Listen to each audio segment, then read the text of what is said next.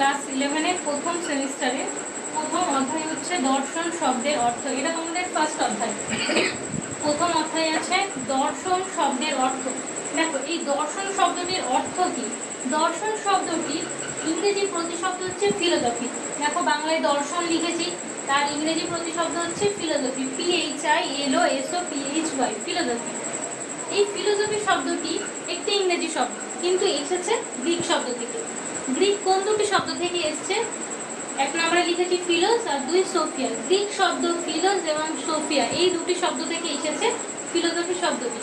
ফিলোস শব্দের অর্থ হচ্ছে অনুরাগ, অনুরাগ বা ভালোবাসা, আমি এখানে লাভ লিখেছি। আর সোফিয়া, সোফিয়া শব্দের অর্থ হচ্ছে জ্ঞান বা নলেজ।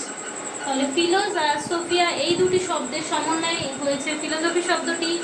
ফিলোস শব্দের অর্থ হচ্ছে অনুরাগ, সোফিয়া শব্দের অর্থ হচ্ছে জ্ঞান। ফিলোসফি শব্দের অর্থ তাহলে দাঁড়াবে জ্ঞানের প্রতি অনুরাগ বা ভালোবাসা। ইংরেজিতে ফিলোসফি শব্দের অর্থ হচ্ছে জ্ঞানের প্রতি অনুরাগ বা ভালোবাসা।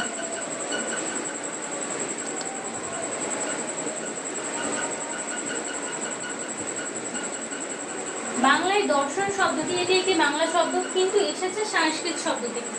সংস্কৃত শব্দ থেকে এসেছে একটা ধাতু আর একটা প্রত্যয়ের সমন্বয়।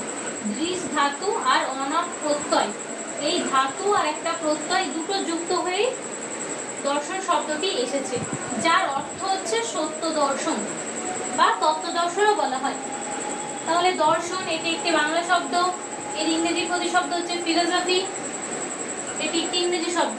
ফিলোসফি শব্দটি এসেছে গ্রিক শব্দ। গ্রিক শব্দ কোন দুটি শব্দ থেকে? ফিলোস আর সোফিয়া। ফিলোস মানে হচ্ছে অনুরাগ, সোফিয়া মানে জ্ঞান। ইংরেজিতে ফিলোসফি শব্দের অর্থ হচ্ছে জ্ঞানের প্রতি অনুরাগ। বাংলায় দর্শন শব্দটি এসেছে সংস্কৃত শব্দ থেকে।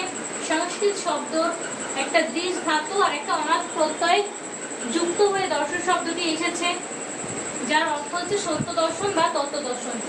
বাংলায় দর্শন শব্দের মানে আর ইংরেজিতে দর্শন শব্দ ফিলোসফি শব্দের মানে কিন্তু এক নয়, দুটো আলাদা। ফিলোসফি শব্দের অর্থ হচ্ছে জ্ঞানের প্রতি অনুরাগ, দর্শন শব্দের অর্থ হচ্ছে সত্য দর্শন বা তত্ত্ব দর্শন।